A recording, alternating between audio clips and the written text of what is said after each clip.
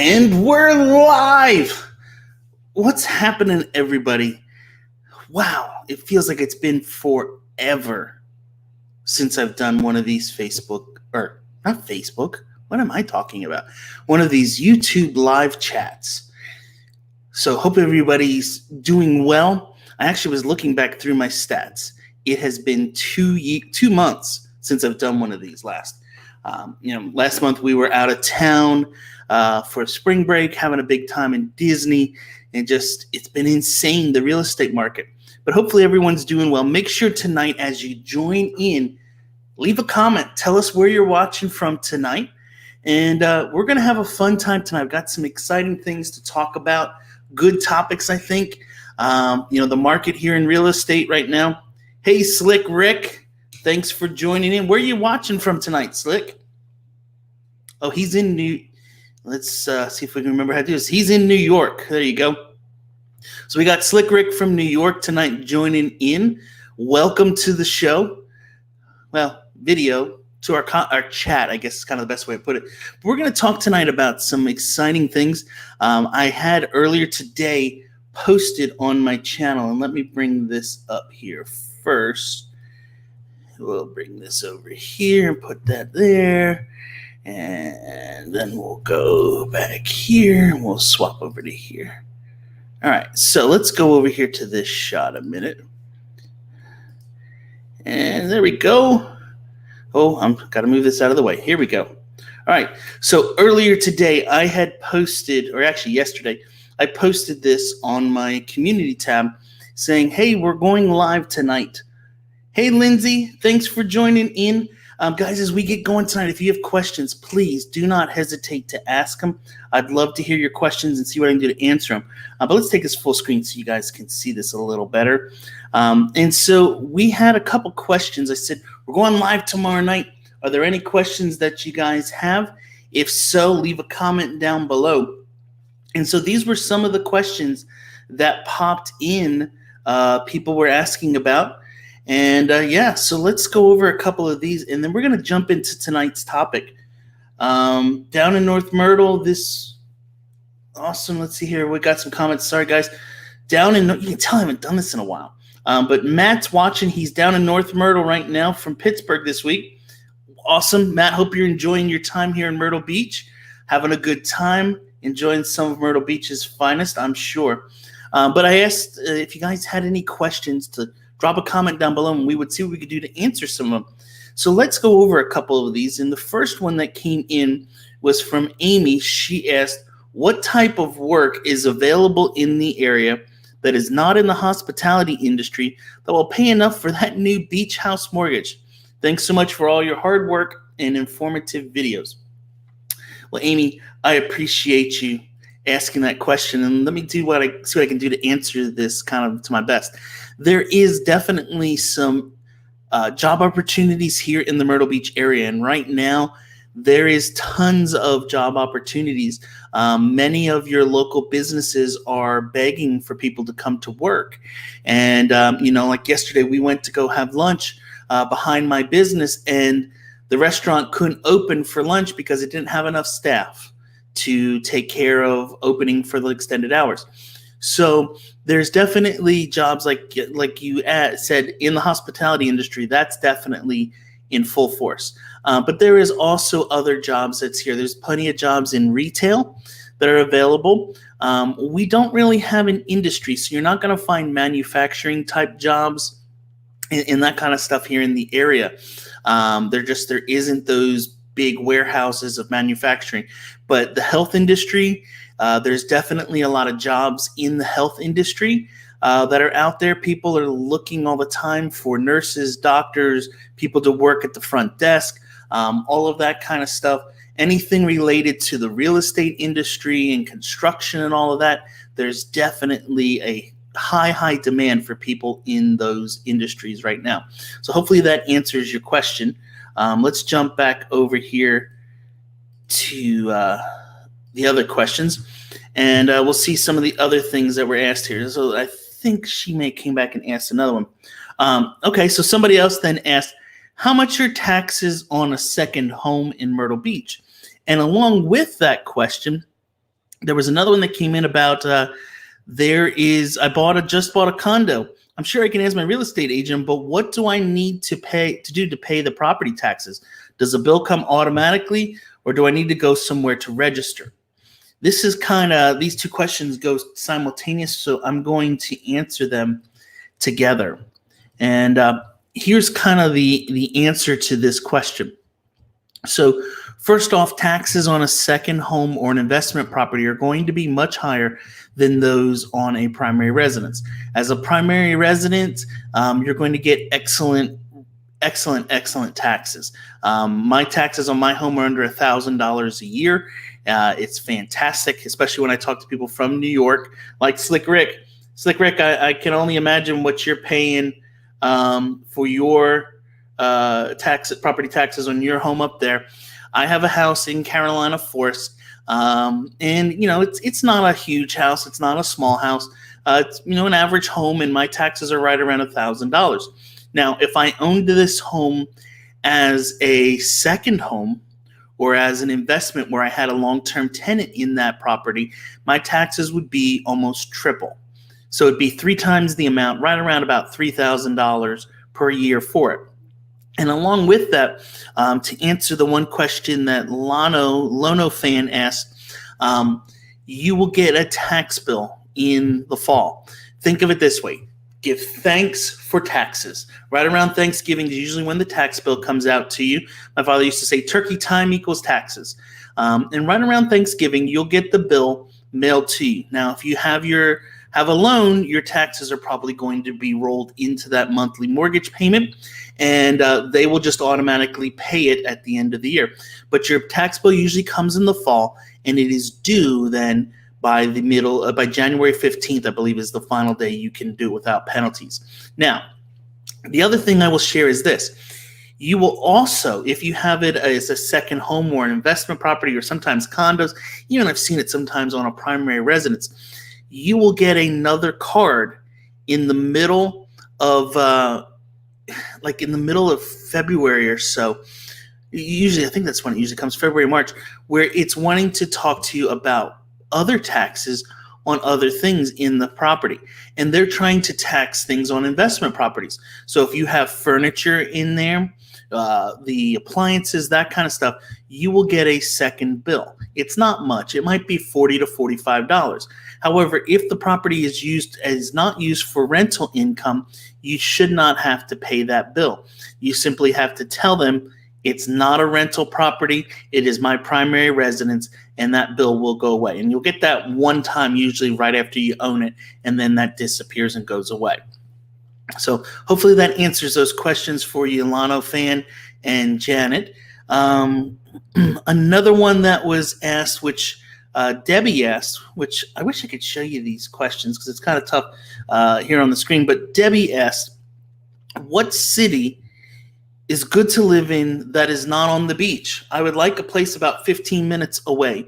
I love the beach, but I don't want to deal with the traffic during spring break and summer. So let me do this. I'm going to pull up a map here a minute. And let's pull up the map and just kind of show you. If we look at kind of a 30,000 foot view of it. All right, that looks good. Let's bring this up now. All right, so if we look at the map of Myrtle Beach and surrounding areas, kind of at a 30,000 foot view, you can see here's kind of the whole area around. Well, right through here, there's this kind of blue line. It might be a little difficult to see, but it kind of goes down through here, and this is the Intracoastal Waterway. That Intracoastal Waterway acts almost as an invisible barrier or buffer. Most of the tourist stuff happens on the east side of it, out near this big blue thing called the ocean. That's where all the things happen for tourism. So once you go on the west side of that, you're away from most all of that stuff. So you can look at properties in Carolina Forest.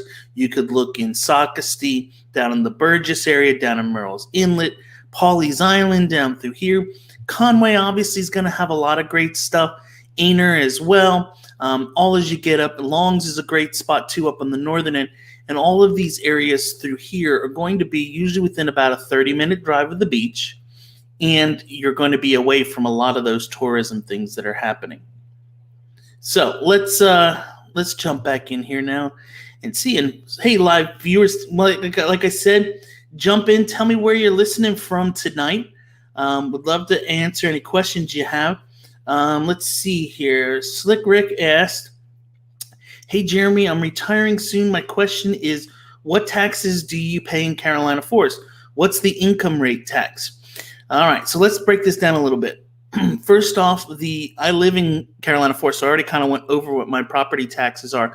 I am outside the city limits, so I don't have the city of Myrtle Beach taxes in my annual bill. So mine are a little bit less than if I lived inside the city limits. As for the income tax rate, I don't remember. I'd have to look that up for you, Rick, to really give you an honest answer.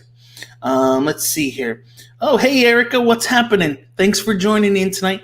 Guys, if you don't know Erica, you will get to know her in the future. She's going to do one of these lives with me in the future. If you're looking to move to the area, she is a local lender here in town. It's top-notch, awesome to work with. We'll help you with it for sure. Let's see here. Lindsay says, Lindsay Hart's Makeup. Awesome. I'm looking to move to North Myrtle Beach. She's in New Jersey right now. So, Lindsay, I got a question for you. What are your property taxes right now? My guess is that you're paying per month what you could pay here for a whole year. That's my guess. But anyway, so guys, as we're going through this, I'm going to go over some stuff tonight. I kind of teased you maybe a little bit with the title of the video. Is it impossible to buy a house in Myrtle Beach right now? And the answer is no, it's not impossible. Is it difficult? Is it stressful? Is it tricky to do? Yeah, it definitely can be all of those things, but it is not impossible to do, okay? So let's jump into this a little bit. We don't need the map right now. Let's go over here. Let's go back to the screen share, and we're going to go over here and show you this first. So we're going to go through some of this stuff here tonight, and I wanted to show you this first. And a lot of these data that I'm going to show you in stats are coming from Keeping Current Matters, which is a local publication, or not a local, but a national publication that talks about real estate and what's going on. And what it's saying right now is that a lot of Americans are seeing a lot of home equity gains. If you look here in South Carolina, in our area, it's $18,000. The average increase across the country is $26,300. So there is a lot of equity being grown in properties, and it's now a great time to put that equity towards a down payment on the home of your dreams here in the Myrtle Beach area. Next, I wanted to show you guys then the stats of what's been happening here in Myrtle Beach and the real estate market here along the Grand Strand. So this is for single family homes. And as you can see here, in the month of April, there were 641 properties for sale. There were 847 that were actually pending. And the average days on the market is 60 days.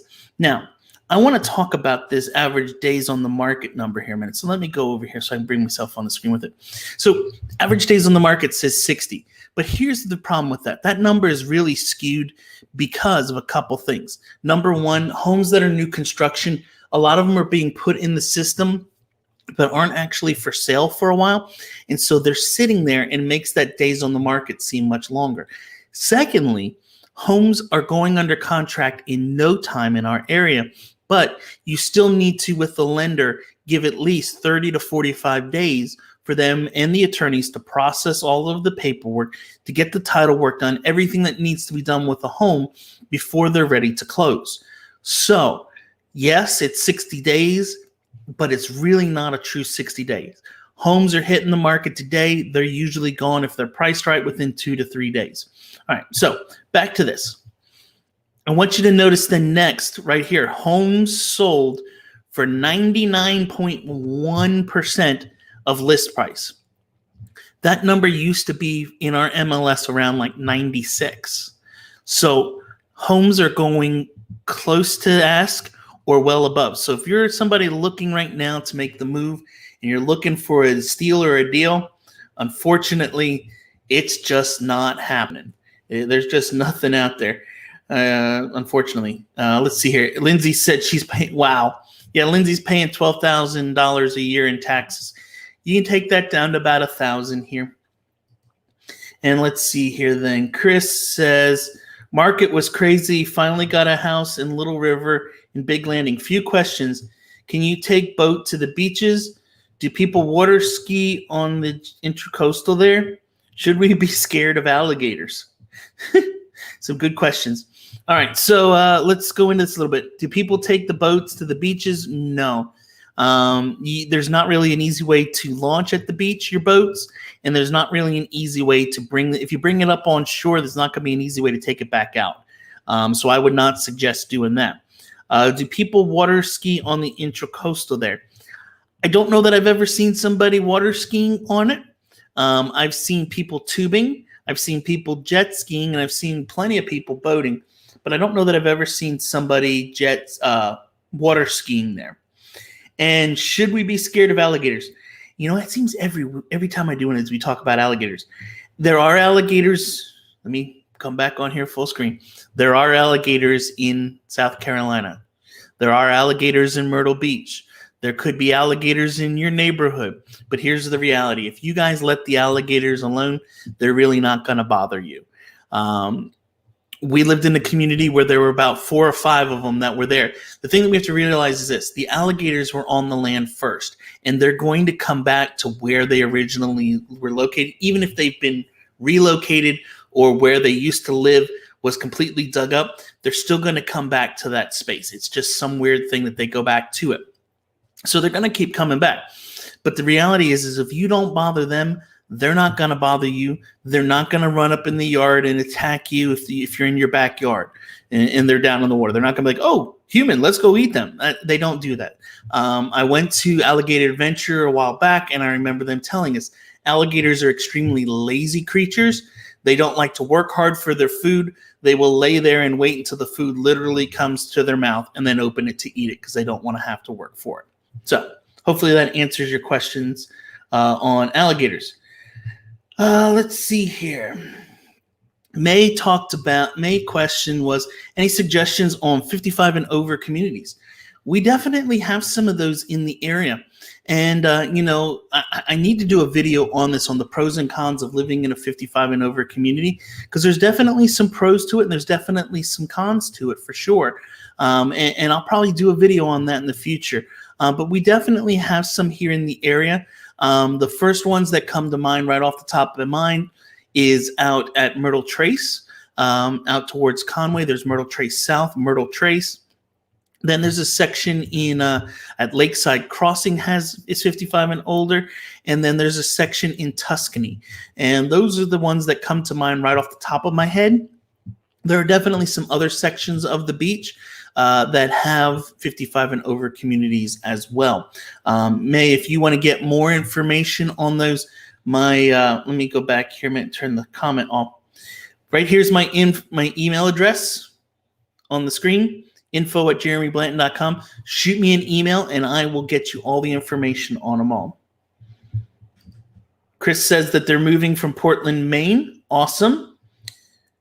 Sue says she's watching from Virginia. Love the videos. Awesome. Thank you, Sue. Glad you're enjoying them. Hope you're having fun tonight listening in, and I'm giving you some good information. Let's see here. Hey, Jeremy, hope you're doing well. This is Trent from Howard City, Maryland. Actually at the Finsteer down here in Cherry Grove this week. Been a little chilly. Yeah, it's been chilly, Trent. It was really weird yesterday morning. The temperatures really dropped for the night. My wife shared a meme with me. It said it's May. It may be 70. It may be 20. It may be raining. It might be snowing. You never know in May. But, it's kind of crazy with that.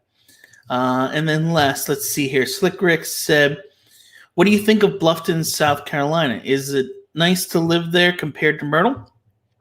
Be honest with you, Rick, never been to Bluffton. I have some good friends of mine who are agents down there, and they love living in Bluffton and working that area. What I can tell you is this.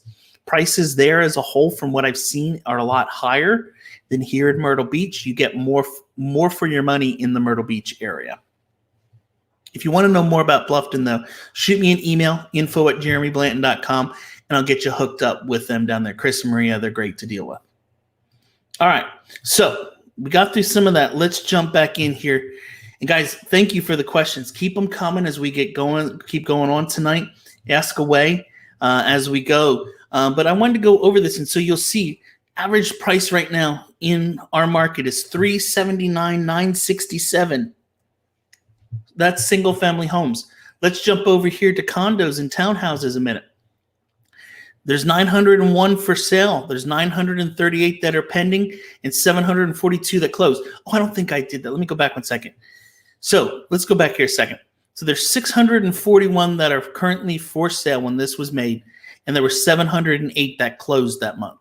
So we're closing more than are coming on the market, meaning our inventory is continuing to go down each and every day here in the market in Myrtle Beach. All right, so back here to the condos.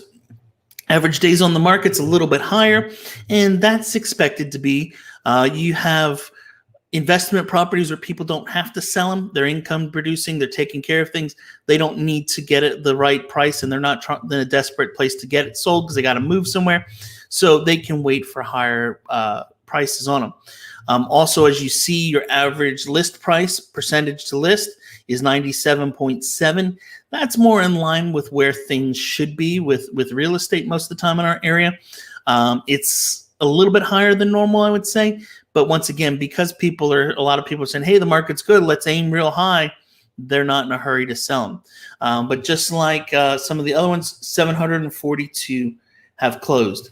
Average price, $198,585. So, all right, let's see here. I got another question that just came in. Let's see what Lindsay said here. Lindsay said, how would prices in North Myrtle compare to Carolina Forest? Good question. So prices in North Myrtle to Carolina Forest, I would say they can be somewhat comparable. It all ultimately depends on the neighborhoods and the areas. Carolina Forest, if you go to some of the waterway communities, prices in there could be $400,000 to $500,000 and up. I just sold one in a waterway community for over $1 million, and it wasn't on the waterway. But then again, you also have some of those areas up in North Myrtle Beach, Little River, in the northern end of the beach, where homes can be priced the same way. It's ultimately all about the area that you prefer to live in. As I tell people all the time, for those who aren't familiar with our area and say, hey, which is the best place to live in? Here's the reality. It's kind of like my kids. Each of them have a very unique personality. You got to find which one you enjoy, which one fits with your personality, and that's the places where we can then find you a home. We have homes in our area in just about every section of the beach, in just about all the different price ranges that are out there. So find the area that you love first, and then we'll find you the house that fits it.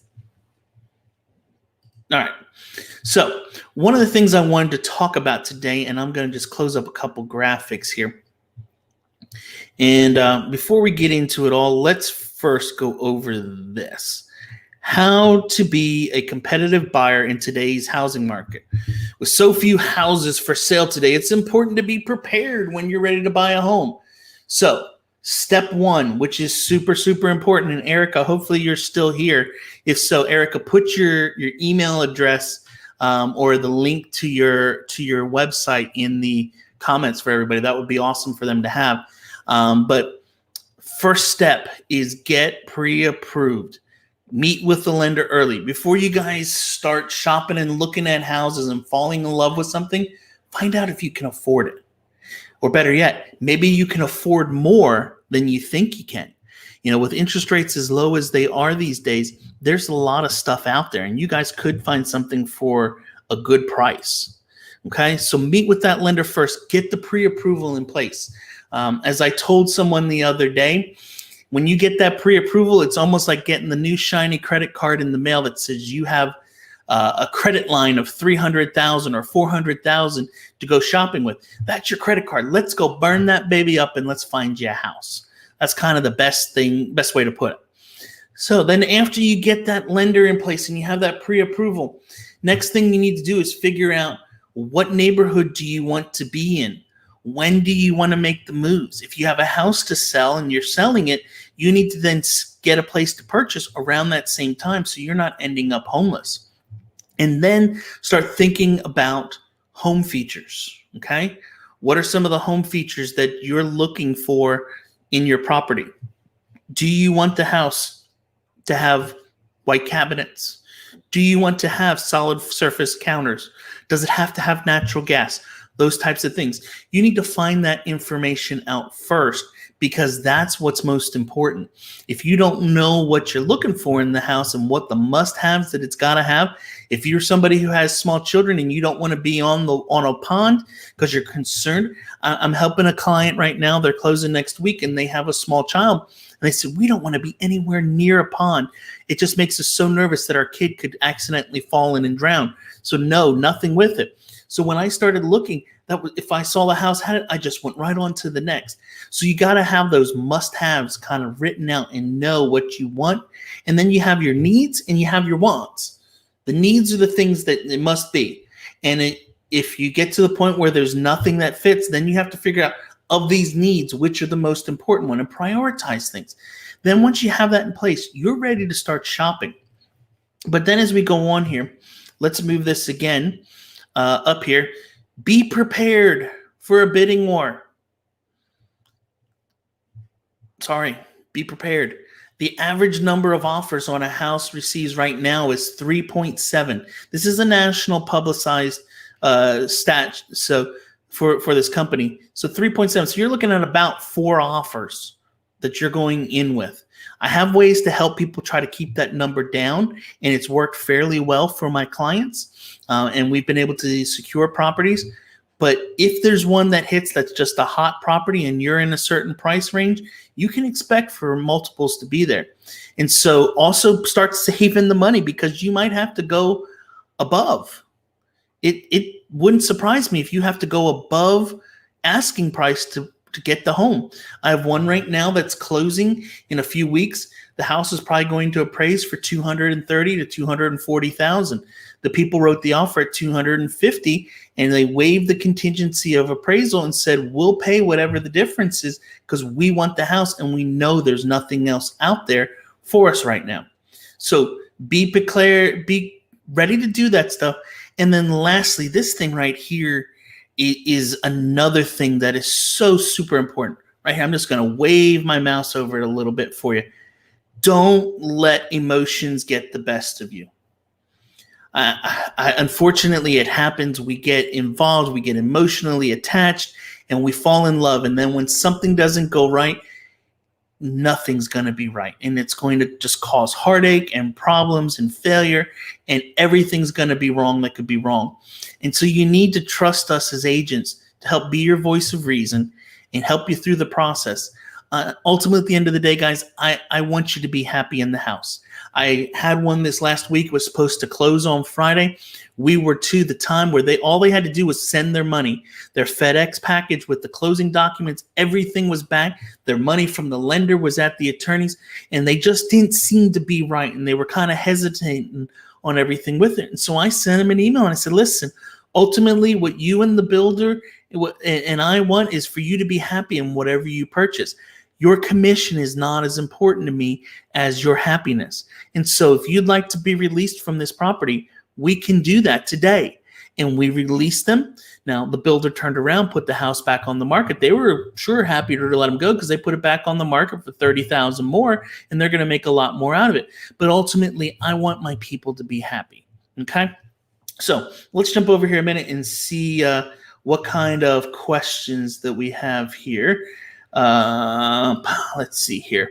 Chris says, thank you so much. Any suggestions for Little River restaurants, golf things to do, local spots? My favorite restaurant in Little River, Clark's Seafood and Chop House, I think it's called. It is amazing. Filet Napoleon, it's where it's at. In fact, hold on a minute here. Let me see if I can find an image of it. I'll show you. I used to have one here on my computer. Let me just close a couple things down and we'll see if we can find it. I might have got rid of it because I didn't need it anymore. Yeah, I think I did. But the filet Napoleon, that's what you want to get when you go there. It is a filet mignon on top of a bed of risotto with asparagus, and then it has a big old thick, like that thick crab cake over the top with a cream and vinaigrette sauce. It's amazing. So go try out Clark's up in Little River. It's an amazing place. Up on the northern end, there's definitely some great golf courses up there, Tidewater, River Hills, and some of those great spots. Let's see here. Sue asks about how many homes are on the market now. Good question, Sue. Let's look. So we're going to pull up the MLS here. This is why I love doing these, because we can just kind of go along with everything and make it all happen. So let me just log into the MLS here, and we'll check and see how many homes are currently for sale.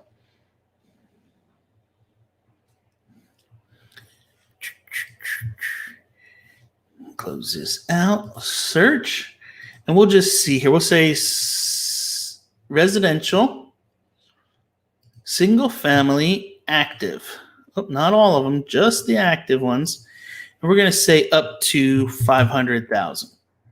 There are 791 homes right now for sale in our market that are up to 500,000. If you're looking for something under 300,000, 389. If you said I want to be in Carolina Forest for under 300,000, you have 12. So you can see how it starts to really break down pretty quick and drop that number. Okay. All right. What else do we have here? There it is. Awesome. Erica, thank you for jumping in. So absolutely. And yes, yes, yes. Don't guess. Apply and get a solid plan first. There's her phone number, guys. Take a screenshot of that. 839-9001 is her phone number. Her email address is there, and also her Guild Mortgage application spots right there. Erica and her team are awesome to work with. I was on the phone with her earlier tonight. I had a problem with one of mine, and she called me right like that. Her teammate called me then at the same time. We actually ended up doing a conference call between us to kind of brainstorm a way to help my buyer so that hopefully he can still get in his home. But I'm going to leave this up here for a minute. And while that's up there on the screen, yeah, well, that's up on the screen. Let's jump back here, man. Eric, I'm going to leave your comment up for a minute. I wish there was a way I could kind of pin it and make it stay. Let's see. No, there's not. But we'll leave it there for a few minutes. But while that's doing, let's jump back over into here.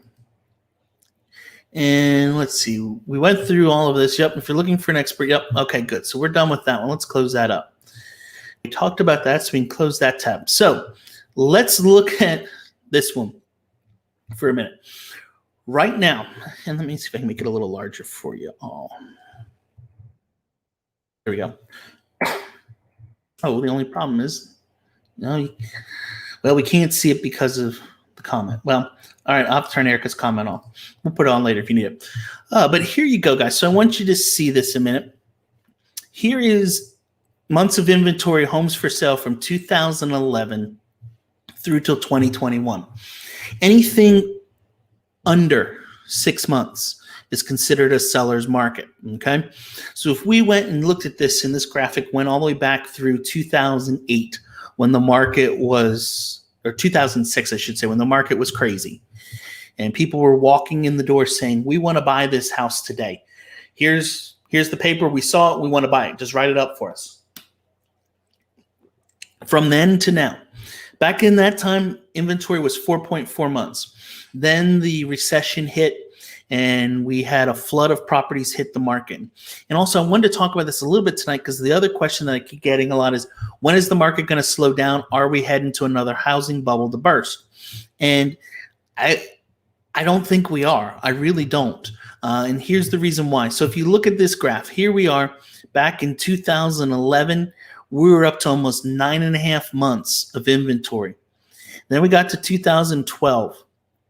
And it kind of dropped to 6.5. And then as we got into 2014 or so, right here, we're basically even, flat, right? But then we start to get towards 2015, and you see how it just keeps, year over year, just getting lower and lower a little bit. Then we got to 2019 and it slowed down a little bit. Here we get into 2020, and you see right here, you see where this big spike was? That was when COVID began, and everybody's like, oh my gosh, what are we going to do? And then the government got involved a little bit, said we're fine, things are going to be all right. Interest rates started to drop, and everybody started selling, and everybody started moving. And you can see as we get into here, it dropped all the way down to about 2.0 months, 2 months of it. Here in Myrtle Beach, we saw 2.2 months of inventory at one time, okay? So with that being the case, there's not a lot of options that are out there for people to pick from. So jumping over then, let me see here if I can find, oh, we don't need that anymore. But here then I want to show you, here it is in months of inventory, homes for sale for the last 2 years. You can see we got to 4.6 months at one point, and then we jumped back down. We were down under 2 months in December, January this year, and we're a little bit higher right now. But with the cost of building, that's going to slow down the amount of production of properties happening right now. So inventory is not going to be able to keep up. Demand is still there. Why is demand still there? Because there's no supply of property. Here you can see once again in another graph, boom, there's just nothing out there for people to pick from. If we look at the new home inventory and compare 2020 to 2021, you can see we're much, much lower than what we had in 2020. 2020 is the darker blue of them. So in March of 2020, we had 5.6 months and then 6.1 in April. Sorry, they wrote ABR. They don't know how to spell April. But you can see in a comparison here, 3.2. So there's not a lot of supply of property out there. So if you have that in with, we're going to go to that in a minute, in with mortgage rate projections, which are super low. And I think I have, where is it? Let me see here. Here you go. Here's the average mortgage rates for Freddie Mac. Look at this a minute. So if you look, here's 2016. And you'll see rates went up in 2018. They jumped up to like 4.8. Okay. Ooh. You know, when I bought my first home in 2006, I want to say interest rates were around 7 at the time. And we thought that was good compared to the 80s when they were in 13 and 15 range from what I heard. But then as you'll see from 2018 through 2019 into 2020, rates dropped way down. The bottom basically fell out of it. And you'll see here in the Q4 of 2020, interest rates were down to 2.8% on Freddie Mac on average. Now, here's where they're showing kind of a little bit of projection for 2021 and 2022. And you'll see it's really not going up that much. Maybe up to 3.8% is what KCM is showing as their best guess. So 3.8% is still amazing rates for a mortgage. You take into that then as well their average FICO score of people. If you look at them, people that are buying properties, here's the average FICO score. On all loans, the average is 751. The average for people doing conventional loans is 759. Those that are doing FHA, first-time home buyers, those without the greatest scores and are using government help along the way, those are 681. They're the lowest. And then VAs are 723. So the people that are buying houses are very well qualified and they're paying for their homes.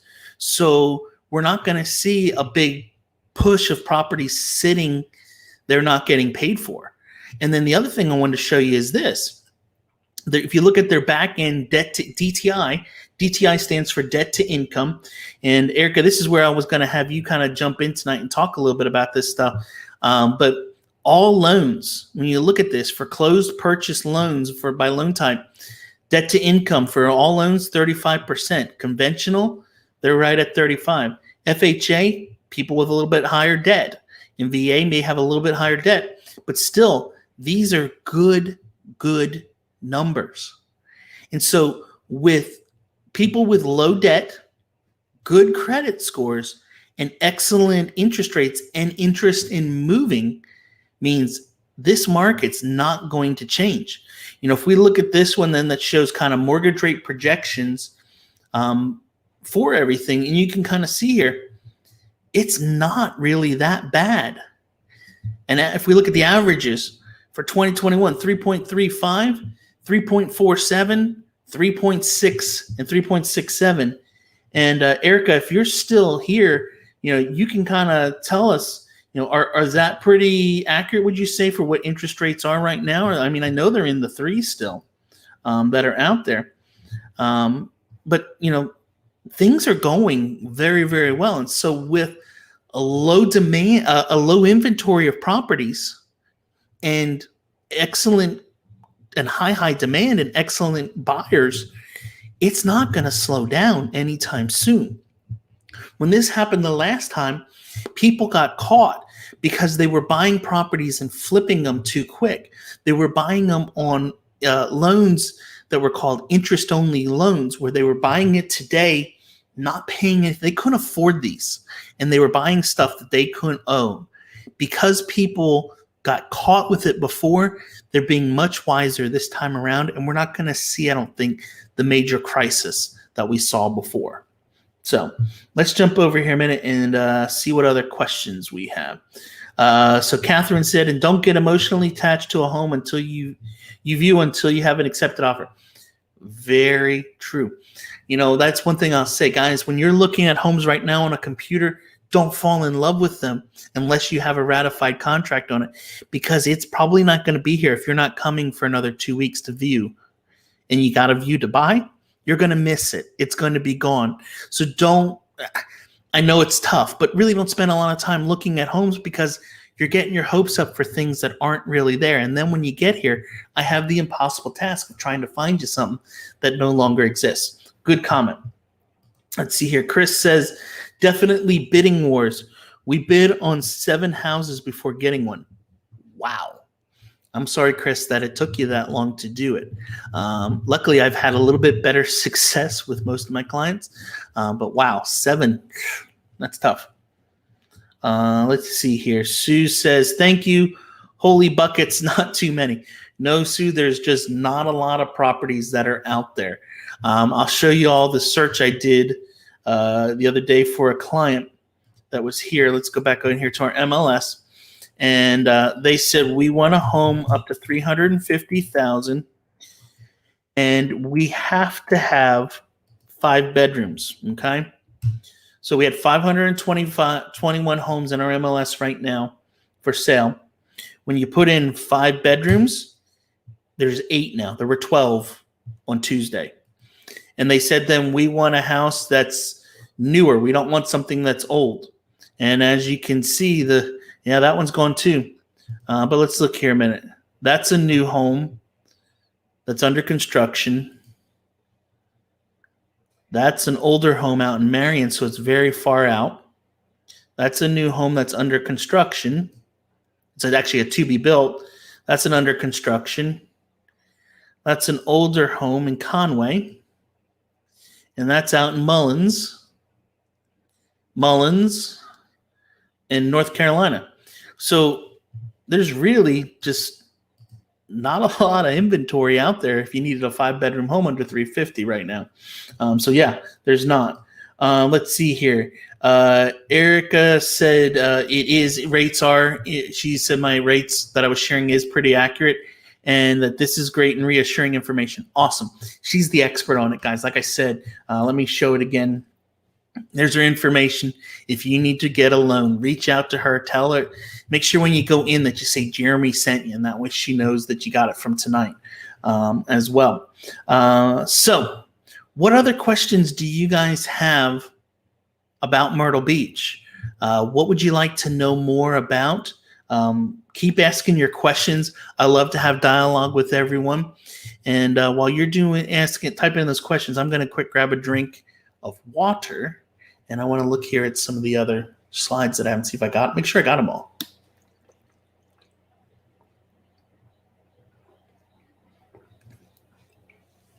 I talked about that. Got that. Oh, this one we got to go over.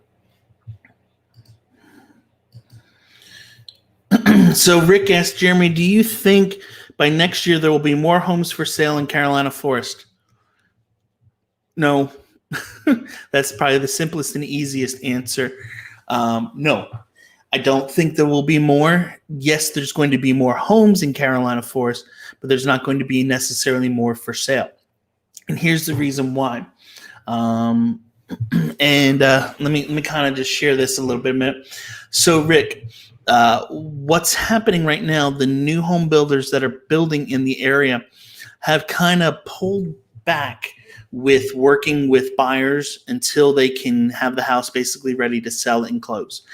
What D.R. Horton has done and several other of the large builders in the area is that they used to take pre-sales, meaning you could come in and they would say, we're getting ready to open a new subdivision. I spoke, in fact, there's a video on my channel about the parks at Carolina Forest, and we use that as an example. They were getting ready to open a new section in the parks, 55 lots, and they had pre-sold all of these lots to people saying, hey, which one do you want? These are all kind of reserved already. Give us $1,000. We'll reserve the lot and you'll be able to build what you'd like on it. Tell us what floor plan you want to build, what color, and people went through all the time to figure out exactly what they wanted in the house and had it all set up. So that, and what used to be is they would go and they would say, we're releasing these lots today. And they would call them and say, okay, the lots are released. We're going to build your Tillman floor plan on this with these things in it. Here's the price. We need you to send us X number of dollars yet and sign all the documents, and we're good to go. Well, because of lumber prices, which I saw a graphic, and it said something like what lumber cost last year, you could build 10 and a half houses that today you would only be able to build 3 with that amount of lumber for the same cost, because lumber is going up like 300%. So because of prices on lumber, prices on granite, prices on windows, prices on everything, thanks to the pandemic, everything seems to get kind of lumped in with the pandemic. But because of the pandemic and rising prices on things, that the builders took away all the pre-sales. Instead, what they did is they said, for now, we're going to become spec home builders, meaning we're going to build what we want on the lots, what are most popular floor plans with the most popular things that people want, and we're going to build them, but we're not going to actually put the home for sale and put a price on it until it gets to a certain point. Chesapeake Homes is not going to put a price on it until the foundation is basically dried. D.R. Horton is not going to put a price on it until the drywall is installed and it has passed drywall inspection. So what's happening is people know, hey, we're building a Tillman in the parks on lot 582. And so they've told 25 people that have come in the door over the last 3 weeks. They say, yeah, well, we're going to release these at the end of May. So some people are probably hanging around waiting for the end of May when they release those properties, and it's going to become a feeding frenzy for that lot 529 Tillman with 510 people trying to bid and get multiple offers and have issues there as well. So what's ultimately best is if you can find some of the spec homes that are out there sitting, that's the best play to go right now on a new construction home. Some of the builders still will let you go in and buy them, even if it's not to that point. And some of them will let you go in and build and customize still, but it's mainly your smaller local builders that are doing that kind of thing right now, not your big national ones like D.R. Horton, Pulte, Beazer, Lennar, those type of guys. Okay, so let's see here. What other questions do we have? Sue has good and free areas to take dogs. There are several bark parks here in the area, Sue. Right near my office, there's one. I think it's like off of, 62nd Avenue, back by the YMCA. There's a bark park there. I know there's a bark park down near Market Common, and there's a couple other ones throughout the area. So those would be the places I would check out. Catherine asks, do you think the market will slow down or speed up over summer? Ooh, good question. Honestly, I don't know how it can speed up more than it is right now. Normally spring market, we see a flood of properties coming on to the market. And do I still have open the inventory? Yeah, if I look at the inventory, let me go back here a minute to this graphic. So if we look at the inventory here a minute, you can see normally when you get to the spring months, there's more inventory of homes that hit the market. And do I have here's the other one.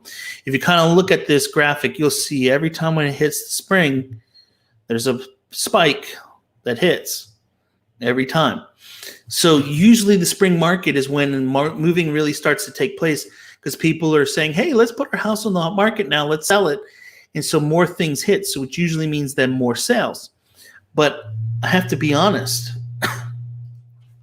this year, spring market started in January. It has been all systems go all day long since January. It has not had a slowdown. It has not had a lull at any point. The market has continued to be strong. I'm on track right now to do what I did all last year by the middle of this year, with basically 6 months to go. So we didn't really have that slowdown. Now, the condo market and the investment second home things, those usually do slow down a little bit during the summer, just because it's virtually impossible to get into the units. They're rented all the time. So if you can't see it, people don't want to usually put an offer in on them. But the single family home market, I don't know how it could get really any busier than it is right now, but who knows? It might. All right. Okay, good. We turned that off. Okay. So we talked about that. There was something I was going to do before we got into this question. What was it? I don't remember. What other questions do you guys have tonight? Let me know in the comments, and we'll see what we can do to answer those. Let me look back through here at my graphs and tabs and see if it sparks what I was going to look at. Oh, there it was. Yes. Where was that one? It finally came to me. I just got to find where the tab is. Here it is. All right.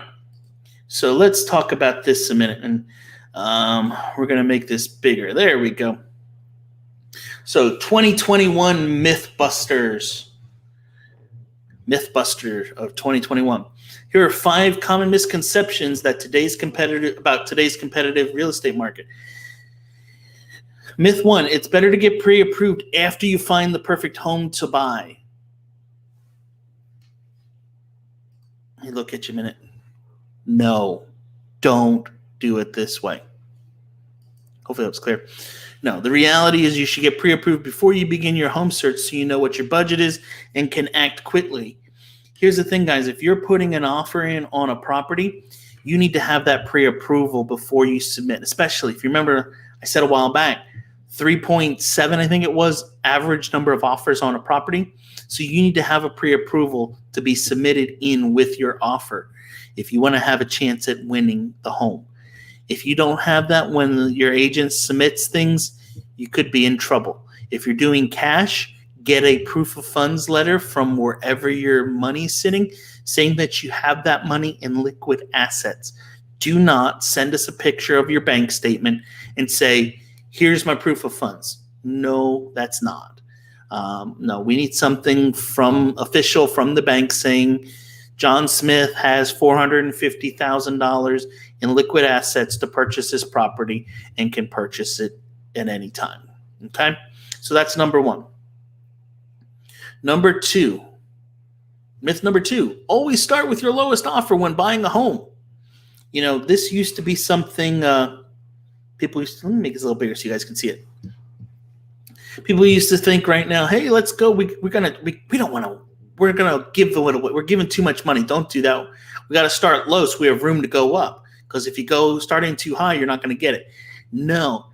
In a market from 2014, 2015, 16, yeah, you could do that. You could go in if the house was listed at $300,000 at $280, and maybe get it for $290.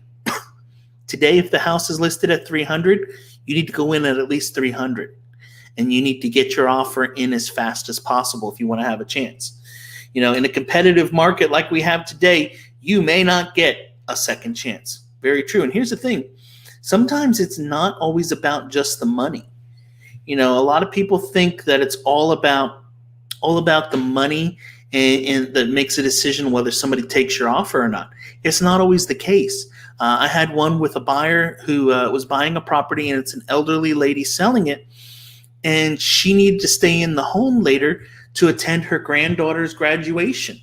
And because our offer said you could stay in the house till June 10th versus the other ones that came in that said you need to be out May 30th, she picked ours. Ours was $1,000 less. I've also seen ones where, because we went in with more earnest money or did certain things along the way, there's all kinds of stuff we can do to try to make your offer look better than others. And the key is that when we go in, we want to go with our best foot forward these days. Okay? All right. Next, it's better to price your house on the high side when you're selling. No, it's not. You can price high, and I had someone do that. They wanted to price their home at $275,000. The house was worth $225,000 to $230,000. I at least talked them down to $250,000 before we put it on the market. The house sat for a month without any showings or any offers, because even though the market's good, people are smart. You who are looking to move to Myrtle Beach right now, you know what homes are selling for in that neighborhood. You know what the average price is. You may know even average price per square foot, or you can find even online a lot of times what the home sold for before. All of that information is public out there that you can find if you dig far enough. And if not, you call your agent, and the agent does it for you in about 30 seconds. So people aren't going to go seeing things that are way overpriced, even in today's strong market. But if you price it accurately, you can get way over asking price. Okay?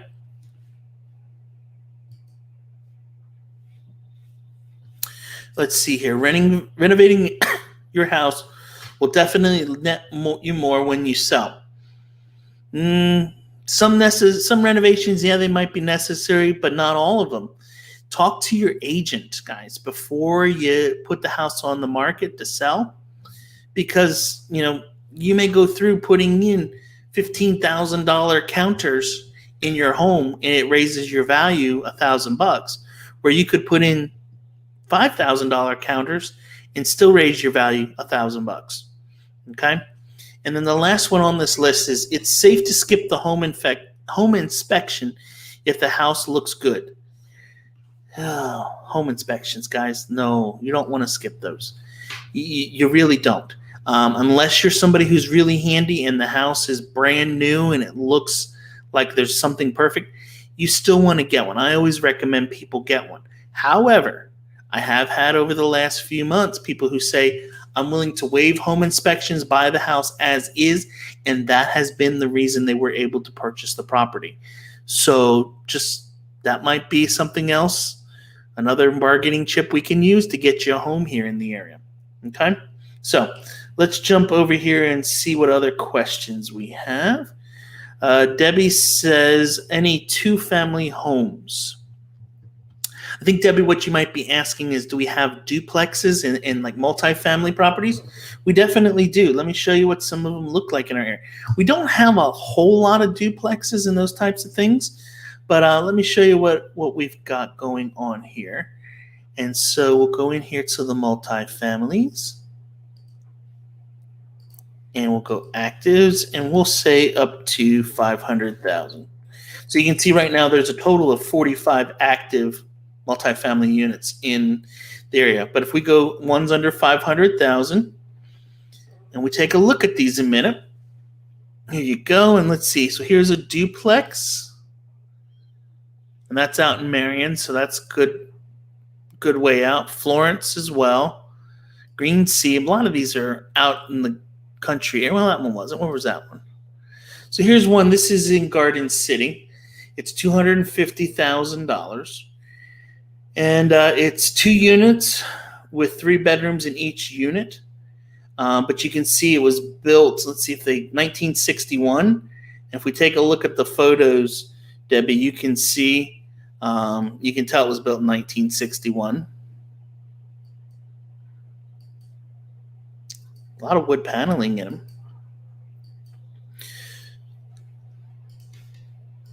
But, you know, we definitely have some duplexes. This one's in Myrtle Beach. This one's in Garden City. Myrtle Beach, Conway, North Myrtle. And so we do have a couple duplexes, as you can see here in the area. Let's see here. Is South Carolina a pension-friendly state? I'm not exactly sure what you mean by that, Rick. I have to be honest, I don't really know a whole lot about the pension and the income tax and that kind of stuff. I can, probably find you somebody good to get in contact with to talk about those things. I have a great accountant that could probably answer a lot of that stuff. Erica said, great call. Everyone have a good night. Time to put the kids to bed. Thank you, Jeremy, for your time and expertise. Sure, no problem. And then Chris said, are you having trouble with appraisals coming back low since prices have increased so quickly? Ooh, good question, Chris. So, yes, we have. No, we haven't. There's been some that have and some that haven't. And some of the, from what I've heard, is some of the appraisers that are out there, and I wish Erica was still here because she could probably answer some of this as well. But some of the appraisers that are out there, they don't want to get dinged by they get a score, and if they have to adjust their appraisal because they missed something or didn't get stuff in to get the accurate value and have to redo it and adjust it, they get a ding against them with that lender. And so some of the appraisers are sticking to their guns on it. I had a situation recently where I had a property for sale for $329,000.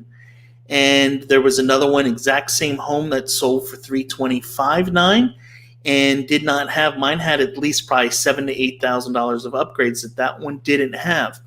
And the original appraisal that came in at $310,000. They took some of the other ones that sold in the development, but did not take into account that recent one that sold. All the other ones had sold months before, but never took the one that closed right at the same time as they were doing the appraisal on mine. And so it actually closed, I think a day before he did the appraisal. But he didn't take that into his research then. And when I went to him and said, hey, look at this one right here, he didn't want to adjust it. And so we had to get a second appraisal company to go out there. And I even sent him a copy because the other agent that sold one said, yeah, I'll send you a copy of mine. It appraised for $333,000, no problem at all. It's like, well, if this one appraised for $333,000 and mine's the exact same house, there's no reason why mine shouldn't appraise for that as well. Well, it didn't work out. So we got another appraiser. They went out, they did it. We were able to close the property and things were good to go then. But yes, Chris, we have seen some issues with appraisals over the past few months.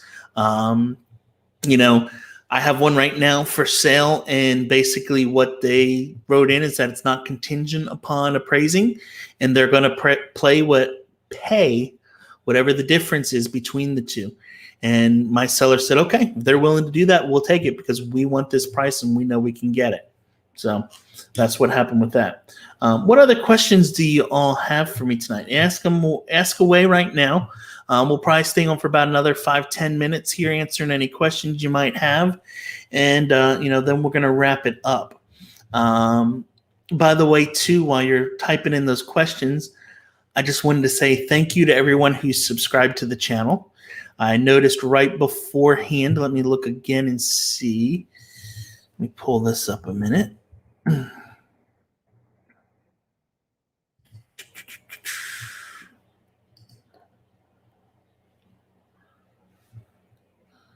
We have gone over the 1,600 subscriber mark today.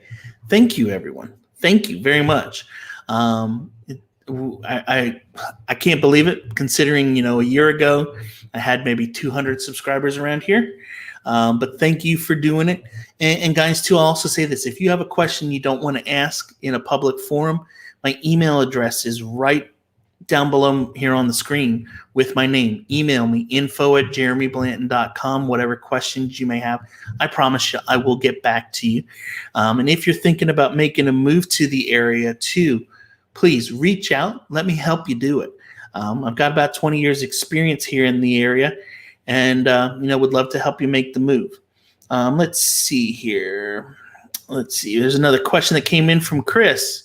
Christopher said, is it common for a new community like the Parks to tell everyone single family and then add apartments? No, Chris, they had the apartments there from the beginning when they started the plan and everything from the beginning. I looked at the original plans, master plan for it all, and there was going to be an apartment complex in the back that they built over on the one side. There was also then going to be what they call their duets or duos, which are basically like a duplex, which, by the way, who was it that asked earlier? Debbie. There's another example of something where you could get a new construction, kind of like a semi-detached home as well. But they were also going to put in there those apartments at the same time. So, they had said that from the beginning. But sometimes, yes, in subdivisions, things do change. I know in my subdivision that I live in, originally they were going to build a whole bunch of condos in the one section, and then the market crashed. And when the market came back, people didn't really want those condos, and those were not a really good seller for them. So they basically took the other 2/3 of that section where they were going to put it in that phase and rezoned it for single family homes. So let's see here. Slickrix says, you the man, Jeremy, very knowledgeable. Thank you. Glad you enjoy it. Let's see what else here. Let's see here. Good morning or good evening. Good evening, Catfish Bill. Catfish Bill 66. And J Babe says, that one went. I clicked on the wrong thing. The U.S. government is buying $40 billion mortgage-backed securities, causing housing fight. No. If you were here from the beginning, Jay, you would have seen it, and I kind of went through it, and I'll jump back to it a little bit just for you because I think I still have some of it open. Let's go back here. If you look at inventory, you can see inventory is way down right now. Way down. Once again, you look at it here, you can see inventories around 2 months' time. So there's not a lot of property out there. Then you look at your average interest rates and what they're going to become versus what they used to be. Where's that at? Here you go. Projected, actual, and projected. Here's the actual. Interest rates in 2018 were much higher. They're much lower right now. And they're going to stay that way. They're going to creep up a little bit, but not a lot. But then when you look at the buyers, people who are buying right now, their average FICO score is very high. These are solid buyers. These mean people that are taking loans are paying them back. People who have a credit card are paying their bills on time and taking care of things, because if they didn't, they wouldn't have a good credit score. And then also their debt. They don't have a lot of debt. Their average debt to income, average for all loans, is 35%. So that's not very high. When that number creeps up close to 50, that's when you start to be concerned. So that's really what is causing the housing demand. Good quality people buying stuff, and there's just not a lot out there, which is what's causing things to go up some. Chris says, I see, thank you for taking the time to answer that. No problem, Chris. Do you live over in the Parks? Are you thinking about moving there? It's a great community. I've sold several homes in there over the last few months, and it's great. And then Catfish Bill says, just moved here 3 months ago. Thank you for the videos I watched before I came here. Awesome. Glad I was able to help you make the move. Little bummed you didn't reach out to me to help you make the move, but it's okay. I forgive you, Catfish. But thank you for coming back and watching now. What other questions do you guys have tonight that you'd like to answer? Let's see here. Chris says, yes, I live in the parks a few doors down from Mike and his family. Ah, awesome. Yeah, Mike and Steph, they're great. Chris, do you know, Christopher, do you also know Chris and Heidi that live over on, what is it, Huger Park Drive over by the trees? I helped them move in as well. They're great people as well. Awesome. Hope you're loving it in there. I love that development. It's great, great, great spot. What other questions do y'all have tonight? I see there's 22 of you on here, but not 22 people that have asked questions. So if nothing else, at least tell me where you're watching from tonight. Drop that in, or tell me when you're planning to make a move to there. Are you planning? Do you love to just vacation here? Have you never been? Audience participation makes this a whole lot more fun. Now I'm going to grab a drink of water a minute.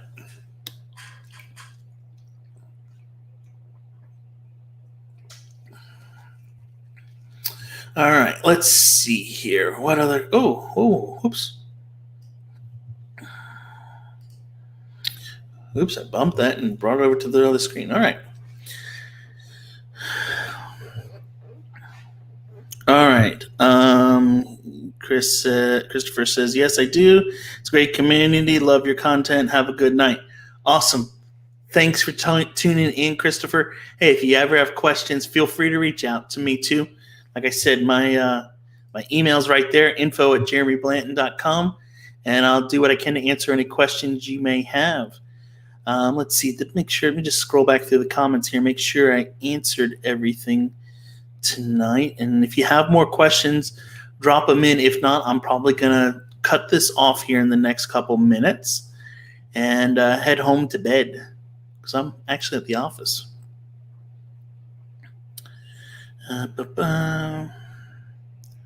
She was watching from.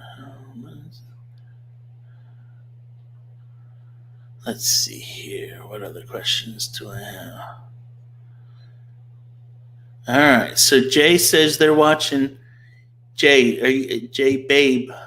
Says they're watching from Brooklyn, New York. I have a good client that's moving from Brooklyn down here. And then let's see here. Mr. Shalin says, I'm moving down to Carolina Forest next month. What do I need to do to get South Carolina permanent residency established? Excellent question. Excellent question. All right, so let's talk about something. First off, why do you need to get permanent residency established in South Carolina? Well, as I mentioned before, the number one thing is by getting a primary residence, you're going to get a big, big discount on your taxes. And that's the biggest thing with it. So if not, your taxes are probably going to be about 3 times what they normally are. Okay. So let me grab this, bring it back over here to this screen, and I'll show you Mr. Shalin in just a second. I got to resize this to bring it over to this screen. And let's pull this up here a minute.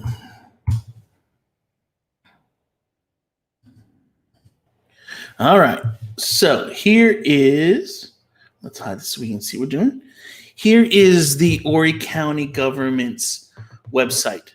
And what you're going to need to do in order to make things done is you're going to need to go and get your taxes. To get your taxes lowered, you have to go and register your vehicle. So the first thing you need to do, actually, I don't want to be on this site. Never mind. Let me just go back here and come back on. So the first thing you want to do is just go over to the county's tax assessors, and you need to get your vehicles registered in South Carolina. You will then also go and get your driver's licenses switched over to your local address. And then there's an online form. And let me just see here if I can find it quick. Let's go here. Horry County Primary. Here we go. Here it is. It's pulling up. Here it comes. All right, so here's what you need to do. You need to attach a copy of your driver's license card. You have to show your motor register vehicle registration or a copy of your voter registration. You then need to send them a copy of your taxes. Even if you didn't file in South Carolina, they want to see a copy of it. And it kind of walks through all of the different parts that you need to do with that. And you then basically send all of this stuff in to them, and you can locate your land records by clicking on this link here, and it'll show you, and you can come in here and you can type in your address. So if I wanted to look up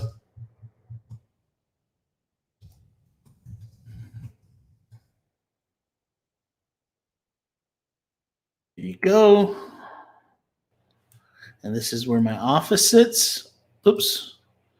So I could come in here and then I would find my PIN and all of that stuff right in here.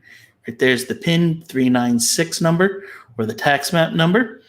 And I would take all of that stuff, put it all in, and boom. I would then start the process of applying for the permanent residence. Usually they want you to send a copy also of like a utility bill or something like that as well. But that's a good question. Mr. Sean says, we're moving from Ohio, bought a condo, and it'll be our primary residence. Awesome. What neighborhood did you buy in by chance? And let's see here. Debbie said, thanks for sharing your knowledge. Debbie, I'm glad I could help. If you guys, like I said, if you guys have questions about moving to the area, please shoot me an email. My information's right down there, and we'll see what we can do. Let's see here. Herb says, hey, Jeremy, I like your channel. Herb Wagner, Middleville News. $12,000 a year for a two-family home. I'm not sure what that question's for, Herb. Maybe you're talking about taxes. I don't know. But thanks for joining in and commenting. I appreciate it. Well, guys, it's 9:47 at night. There's still, I see a bunch of you here. Yeah, taxes. Okay. Yeah. So 12,000 for taxes. Down here, that's about 1,000. Let's see here. Mr. Sean says, thanks for the responses. It was super helpful. We purchased in the fountains. Oh, okay. Yeah, the fountains. It's a great little spot. I used to own a condo over in that area at Bay Meadows back in the day, long, long ago. I owned a 2-bedroom, first-floor condo there. Very cool. But, guys, I've been on now for about an hour and 20 minutes. And unless you guys have any other questions, I'm going to take a drink of water. And if by the end of it nobody posts any more questions, I think I'm going to call it a night and head home to bed. So this is your last chance. I'll drink slowly for you to type.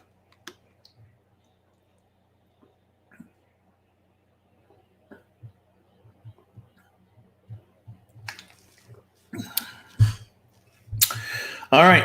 Well, it doesn't look like anybody's asking any other questions. So with that, Debbie just got in right in the nick of time from New York, planning a vacation the week of July 6th.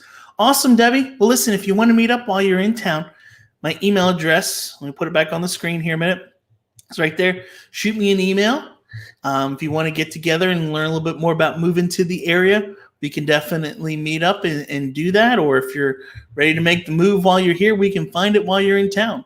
Let me know how I can definitely help you make that transition to Myrtle Beach easier. I'm here to help you however I can. But with that, guys, I think I'm going to call it a night, wrap this up.